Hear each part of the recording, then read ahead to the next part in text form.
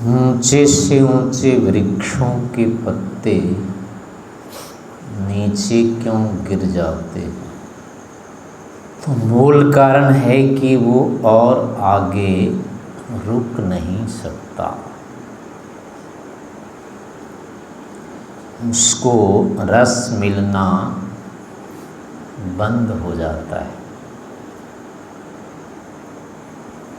आगे उसका बढ़ना बंद हो जाता है।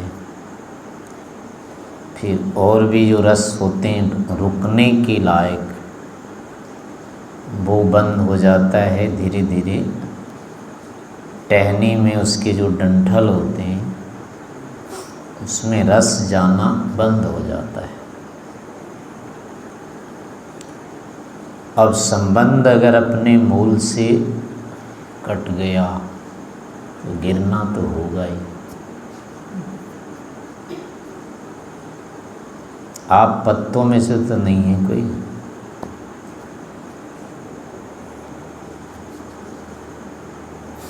कौन से पत्ते हैं, ऊपर जाने वाले गिरने वाले?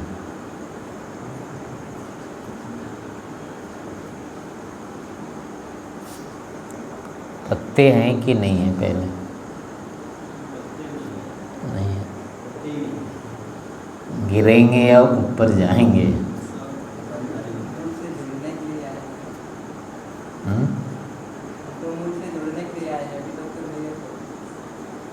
गिरे हुए थे या गिर जाएंगे फिर दोबारा चढ़ करके? क्या लगता है, ऊपर से ऊपर चले जाएंगे या गिर जाएंगे?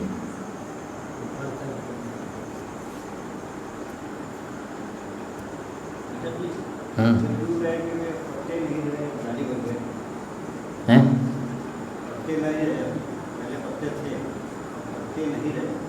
डाली भी तो गिर जाती, डाली कौन से रहती? पूरा पूरा पेड़ ही गिर जाता है, बचता कहाँ है?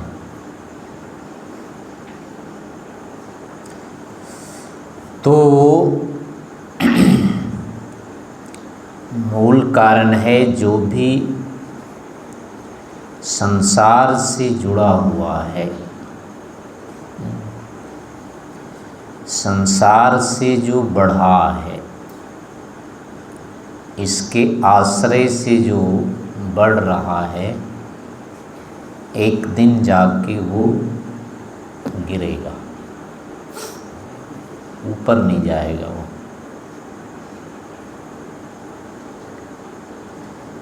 संसार का ऐसा स्वभाव है कि यहाँ बढ़ते बढ़ते बढ़ते बढ़ते बढ़ना बंद हो जाता है। बहुत आगे कोई बढ़ ही नहीं सकता। यहाँ के जितने भी ऐश्वर्य होते हैं, एक दिन जाकर के क्या होते हैं, वो सिकुड़ जाते हैं। आदमी को उस ऐश्वर्य से फिर पृथक होना पड़ता है। कम से कम जीवन ही उसका साथ छोड़ देता है, और उस जीवन के साथ जितने भी उसके अब हैं ऐश्वर्य संबंध, अब वो कटेंगे ही। संसार में ऐसी कोई स्थिति नहीं है जिससे कि यहाँ के ऐश्वर्यों को लेकर के व्यक्ति आगे बढ़ता ही बढ़ता चला जाए। निश्चय से उसका पतन होता है। धनवान से धनवान, बलवान से बलवान, प्रशंसित से प्रशंसित व्यक्ति भी यहाँ अंत में ऐसी स्थिति में चले जाते हैं कि उसको कोई पूछने वाला भी नहीं होता है, उसके पास कोई जाना नहीं चाहता है, उससे कोई मिलना नहीं चाहता है। यहाँ तक कि उसको देखना भी नहीं चाहते। ऐसी स्थिति में अब उसके ऐश्वर्य उसके किसी काम के नहीं रहते। यहाँ विद्वानों की भी दुर्दशा हो जाती है, उसको भी कोई पूछने वाला नहीं होता है, वो भी दुखी भयंकर हो जाता है। बाकी धन वाले हैं, बल वाले हैं, इनका तो है ही। जो स्थिति उनकी यौवन में होती है धन संपन्न की, बुढ़ापे में वो नहीं रहती है। बलवान की जो स्थिति यौवन में होती है, बुढ़ापे में वही नहीं रहती है। मान सम्मान जो भी हो, संबंध सहयोगी सारे के सारे एक दिन क्या होते हैं, सब पीछे हो जाते हैं, शून्य में चला जाता है व्यक्ति। सुख का जो उसका क्रम आगे बढ़ रहा होता है, धीरे धीरे यहाँ कम होने लगता है। लगातार वो क्रम यहाँ बढ़ता ही नहीं जाता है। जो भी आनंद है, निर्भयता है, उसकी स्वतंत्रता है व्यक्ति की, कुछ काल तो बढ़ती है। पुरुषार्थ से भाग करके, दौड़ करके, दिन रात एक करके व्यक्ति उसको एक सीमा तक बढ़ा लेता है, लेकिन आगे अब वो बढ़ा नहीं सकता, बढ़ता नहीं है और धीरे धीरे फिर वो घटने लग जाता है। अब वो बढ़ा नहीं सकता और घटते घटते वापस शून्य में चला जाता है, वहीं चला जाता है जहाँ उसने पहले बढ़ना शुरू किया था। तो ऐसी जो स्थिति होती है वो संसार की एक स्वाभाविक स्थिति है, इसका कहीं कोई अपवाद नहीं होता है। लौकिक ऐश्वर्य के आधार पर व्यक्ति निरंतर बढ़ते ही चला जाए, ऐसा संभव नहीं है। इस कारण से अब अनिवार्य हो जाता है कि व्यक्ति को फिर अन्य आश्रय आलंबन ढूंढने चाहिए, पकड़ने चाहिए, जिसको पकड़ के फिर गिरने की स्थिति ना हो।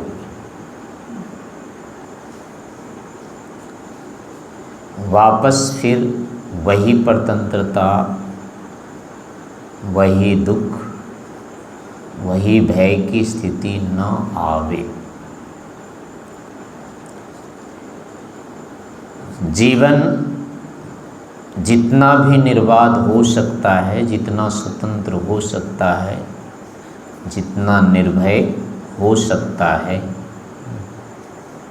उस पराकाष्ठा को, सीमा को प्राप्त कर लेना चाहिए। ऐसी स्थिति लोक से या लोक के आश्रय से संभव नहीं होती है। ऐसी स्थिति केवल परमात्मा के आश्रय से होती है। ईश्वर को प्राप्त कर लेने के उपरांत ही पतन की संभावना समाप्त होती है या हो जाती है। फिर से गिरने की, वापस आने की स्थिति ईश्वर प्राप्ति के पश्चात नहीं रहती है। शेष संसार के किसी भी आलंबन को, आश्रय को पकड़ लेने पर स्थिति ऐसी नहीं हो सकती है जिसमें वापस गिरना नहीं हो जाए। यानी कि ये तो ठीक है, मुक्ति के उपरांत फिर वापस आना होता है, लेकिन वो पतन की स्थिति नहीं है।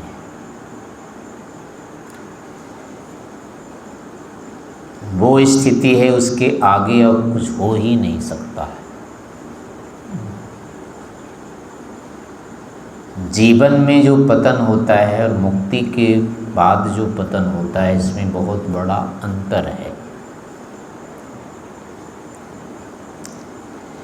जीवन में पतित हो जाए तो भयंकर दुख होता है, मुक्ति से वापसी में वो दुख नहीं होता है। जीवन का पतन निंदनीय होता है, पश्चाताप इसमें होता है। कोई व्यक्ति जीवन में आगे बढ़ रहा है, बढ़ते बढ़ते रुक जाए, अब उसको शोक होता है, पश्चाताप होता है, अच्छा स्वयं को ही नहीं लगता है। लेकिन मुक्ति में ऐसा नहीं होता है। मुक्ति से वापस आने पर उतना ही आनंद होता है जितना जाने पर होता है। इसलिए वो घाटे का नहीं होता है प्रसंग, निंदा का प्रसंग नहीं होता है। यानी जितनी संभावना उत्कर्ष की थी उतनी होती है उसमें। जीवन में ऐसा नहीं होता है। लोक में जो कुछ भी मिल सकता है, जितना भी मिलता है, मुक्ति उसके कई गुना होता है उसका। इसलिए इन दोनों की तुलना नहीं होती। जीवन में पतन को पतन इसलिए कहा जाता है, जीवन में पतन इसलिए निंदनीय होता है कि पूरा जीवन बीतने के बाद भी यह आवश्यक नहीं है कि व्यक्ति दुखी होवे। पूरा जीवन बीतने के बाद यह अनिवार्य नहीं है कि व्यक्ति को पश्चाताप शोक करना पड़े। पूरा जीवन बीतने के बाद यह आवश्यक नहीं है व्यक्ति को अपमानित लज्जित होना पड़े। पूरे जीवन बीतने के बाद यह आवश्यक नहीं है कि व्यक्ति को बाधित होना पड़े। यदि कोई व्यक्ति ईश्वर को प्राप्त कर लेता है तो जीवन के अंतिम क्षण में भी उसको शोक पश्चाताप की स्थिति नहीं होती है। इसके विपरीत लौकिक सर्वोत्तम स्थिति प्राप्त करने के बाद भी जीवन के अंत में शोक पश्चाताप होता है। उसकी सुविधाएं कम हो जाती है, उसके आनंद घट जाते हैं। ईश्वर प्राप्ति में ऐसा नहीं होता है। इसलिए जीवन की दृष्टि से जीवन में ही सुख जो बढ़ा था उससे कम हो जाना ये निंदनीय होता है, असह्य होता है, ये दोष का कारण होता है। यानी जीवन में उत्थान की संभावना थी लेकिन वो नहीं हुआ, उल्टे और पीछे आ गया, इसलिए ये निंदनीय होता है। लेकिन जीवन के बाद अगर इससे बड़ी और उपलब्धि हो जाती है तो जीवन दोषपूर्ण नहीं कहा जा सकता है। मुक्ति के आगे और कुछ चूँकि होता ही नहीं है, इसलिए अब आगे नहीं जाना, वहाँ दोष नहीं होगा, वहाँ शोक नहीं होगा, वहाँ पश्चाताप नहीं होगा, वहाँ निंदा की स्थिति नहीं होगी, लेकिन लोक में होती है, क्योंकि लोक में उत्कर्ष छूट रहा होता है। जो ऊंचाई, जो उपलब्धि यहाँ हो सकती थी वो तो होती नहीं है, लेकिन जो नीचाई यहाँ हुई थी उससे और भी नीचे आ जाते हैं। नहीं हुआ? तो यानी कि जो बड़ी उपलब्धि थी वो तो हुई नहीं, लेकिन छोटी भी जितनी हुई थी वो भी चली गई आँख से, यानी मारी हुई मछली वापस चली गई, वो स्थिति हो जाती है। इस कारण से लोक के आश्रित रहना, लोक पर ही संपूर्ण रूप से निर्भर हो जाना, ये बुद्धिमत्ता नहीं होती। ऋषियों के, वेदों के ये सिद्धांत नहीं है। इसलिए व्यक्ति के लिए आवश्यक होता है कि वो धीरे धीरे लोक का आश्रय छोड़ता जाए और ईश्वर का आश्रय पकड़ता जाए। इस क्रम से यदि वो आगे बढ़ता जाता है तो निश्चय से उसका जीवन केवल उत्कर्ष में रहेगा, अवनति की ओर नहीं जाएगा। हो सकता है उसको अभी मुक्ति नहीं भी मिली हो, लेकिन यदि हमारा जीवन धीरे धीरे ईश्वर की ओर बढ़ता जाता है, लोक के राग द्वेष से कम होता जाता है, तो अंतिम परिणाम जो होते हैं जीवन के, उसमें शोक पश्चाताप की स्थिति नहीं होती। लेकिन अगर इसके विपरीत होता है, ईश्वर की समीपता तो घटती जाती है और लोक की समीपता यदि बढ़ती जाती है, तो दुष्परिणाम यहाँ पे आएंगे।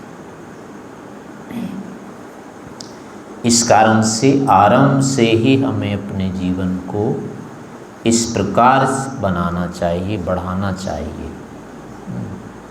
कि लोक से धीरे धीरे जो आसक्ति है, राग है, द्वेष है, इसके साथ जो संबंध है वो कम होता जाए और ईश्वर के साथ जो दूरी है वो भी घटती जाए, कम होती जाए। तो ऐसा तभी हो पाएगा जब हम यम नियम आदि जो भी आदर्श कहे हैं शास्त्र के अनुसार से, ऐसा यदि जीवन जीते हैं तभी हमारे जीवन में ये क्रम रहेगा। ईश्वर को एक ओर छोड़ करके, ईश्वर को भुला करके यदि हम जीवन को उठाने लग जाते हैं, इसको उन्नत विकसित करने लग जाते हैं, अर्थात इसको बढ़ाते जाते हैं, लेकिन ईश्वर को नहीं जोड़ के रखते हैं, तो वस्तुतः वो उन्नति नहीं रहती है। शास्त्र की भाषा में कहें तो हमको क्या होता है, अभ्युदय के साथ साथ निश्रेयस को भी प्राप्त करते रहना होता है, क्योंकि वो जो अभ्युदय है यदि निश्रेयस को प्राप्त नहीं करा रहा है तो वस्तुतः वो अभ्युदय नहीं होता है, वो पाप होता है। केवल लोक को प्राप्त कराने वाला जो अभ्युदय होता है वो यदि निश्रेयस से दूर कर रहा है तो निश्चय से इसका परिणाम अंधनतमः जो कहा है प्रविशन्ति ही होगा। और अगर ये परिणाम आते हैं यानी दुख बढ़ेगा तो पाप होता है भाई। इस कारण से यहाँ पर ऐसा नहीं लगना चाहिए कि हम संसार में रहते हुए धर्माचरण करते रहेंगे, किसी की कोई हानि नहीं करेंगे, किसी का कुछ बिगाड़ेंगे नहीं, तो हमें क्या बाधा आएगी? तो संसार में ऐसा नहीं होता है। कोई व्यक्ति सड़क पर यदि ये मान के चल रहा है कि मैं तो किसी को टक्कर नहीं दूंगा, तो ये आवश्यक नहीं है कि उसको भी पीछे से कोई धक्का नहीं, टक्कर नहीं मारेगा। स्वयं व्यक्ति गाड़ी ठीक ठीक चला रहा है, इसके बाद भी गारंटी नहीं होती है कि उसको टक्कर नहीं लगेगी। यहाँ हम नहीं तो दूसरे टक्कर मारेंगे। स्वयं व्यक्ति कितना ही यहाँ धर्माचरण करता रहेगा, तो भी क्या होता है, एक दिन वो पापियों के उसमें उलझता ही है। चोर के साथ अगर कोई चोरी ना भी करे तो क्या है उसका, उसको भी जेल जाना पड़ जाएगा, साथ रहने मात्र से। आज नहीं तो कल वो फंसेगा। चोर के साथ, डाकू के साथ रह करके कोई व्यक्ति कहे मैं तो गलत काम नहीं करता हूँ कभी, क्या वो नहीं फंसेगा? वो चोर पहले उसी को फंसा देगा, डाकू पहले उसको ही फंसा देगा और अपने आप निकल जाएगा। तो संसार में भी ऐसा ही होगा, बाकी क्षेत्रों में भी होता है। जो नास्तिक लोग हैं, पापी हैं, अधर्मी हैं, वो धर्माचरण करने वाले को पहले बाधित करेंगे, इसको जीने वो नहीं देंगे, सब छीनेंगे, इसको इतना विवश कर देंगे कि उसे पाप करना पड़ेगा। यहाँ झूठ का सहयोग न चाहते हुए भी करना पड़ता है। यहाँ बलवान अपराध का समर्थन न चाहते हुए भी करना पड़ता है। यहाँ जो झूठे लोग होते हैं, पापी, अधर्मी, अन्यायी होते हैं, उनका रक्षण समर्थन यहाँ न चाहते हुए भी करना पड़ता है। अगर नहीं करते हैं तो उसी दिन छुट्टी उन्हीं लेनी होती है, वो रहने नहीं देंगे। अगर संसार में कोई मुर्दा है, वो किसी का तो कुछ नहीं बिगाड़ता है ना, तो क्या उसको लोग रहने देते हैं क्या? वो तो किसी को कुछ नहीं कहता है। तो किसी को कुछ नहीं कहने वाला अगर मुर्दा नहीं रह सकता यहाँ, तो जीवित कैसे रह जाएगा? यहाँ लोग मुर्दे को भी नहीं रहने देते, जिंदा को तो रहने क्या देंगे। कहने का अभिप्राय है कि जिससे यहाँ ऐसा नहीं हो सकता है कि हमसे दूसरे को कोई बाधा कभी नहीं होगी। तो जैसे हमसे बाधा दूसरे को होती है, वैसे दूसरे को भी दूसरे से बाधा होती है। कारण इसमें अनेक हैं। साधन की कमी होती है, स्थान की कमी होती है, बुद्धि की कमी होती है, सामर्थ्य की कमी होती है। इन सब न्यूनताओं के कारण से वस्तुतः हम जैसा आचरण करना चाहिए नहीं कर पाते, जैसे चलना चाहिए नहीं चल पाते, जैसे बोलना चाहिए नहीं बोल पाते, जैसे रहना चाहिए नहीं रह पाते। यहाँ निरंतर कमियाँ, न्यूनताएं होती रहती हैं, अभाव होते रहते हैं। कितना ही हम इकट्ठा करते हैं वो ख़त्म हो जाती है वस्तुएं, साधन कम पड़ते रहते हैं।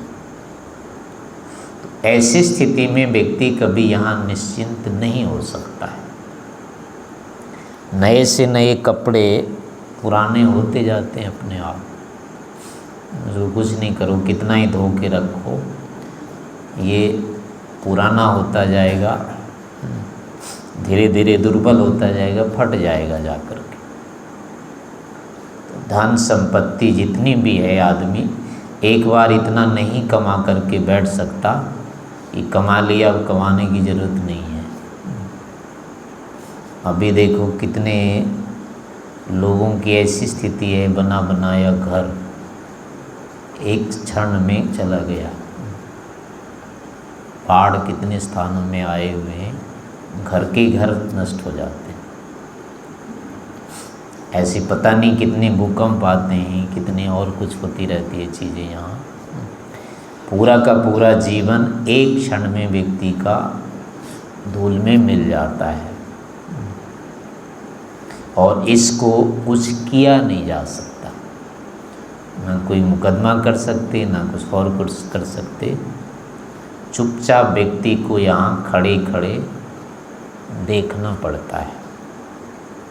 उसने कोई पाप नहीं किया, धर्म नहीं किया, अन्याय नहीं किया, तो भी यहाँ साधनों से वंचित होना पड़ता है। चोर डाकू केवल चोर डाकू के घर में चोरी डकैती नहीं करते हैं, वो किसके यहाँ करते हैं?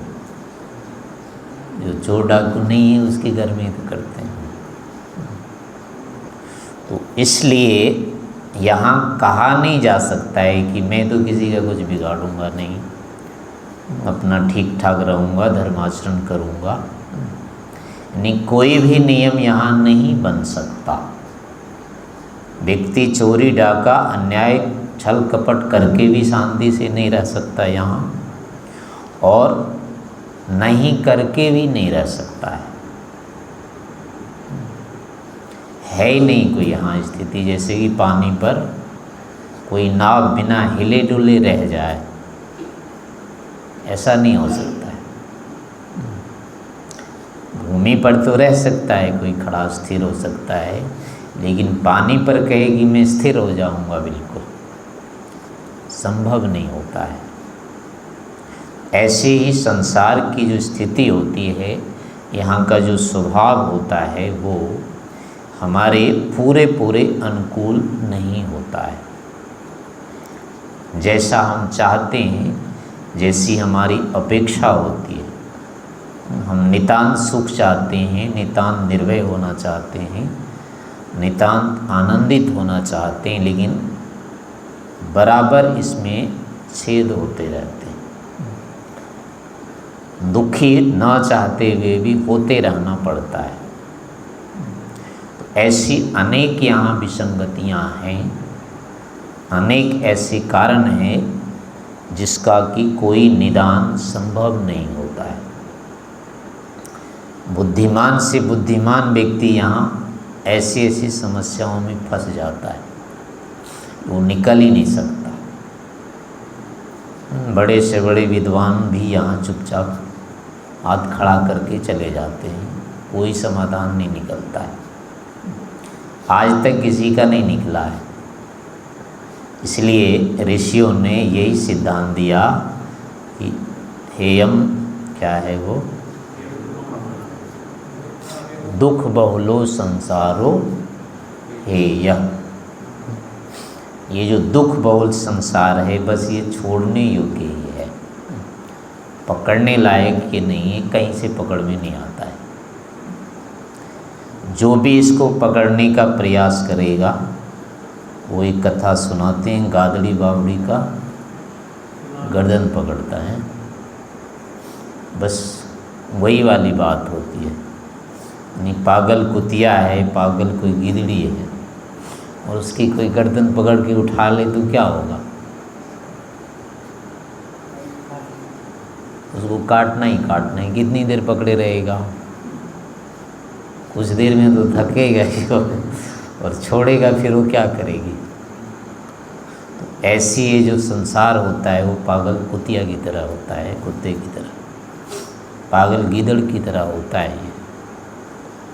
थोड़ी देर तक हम इसमें जोर लगाते हैं, पुरुषार्थ करते हैं, तो लगता है कि हमारे हाथ में आ गया, लेकिन बाद में दिखता है कि अब बस का नहीं है, वही रोना धोना वापस आ जाता है।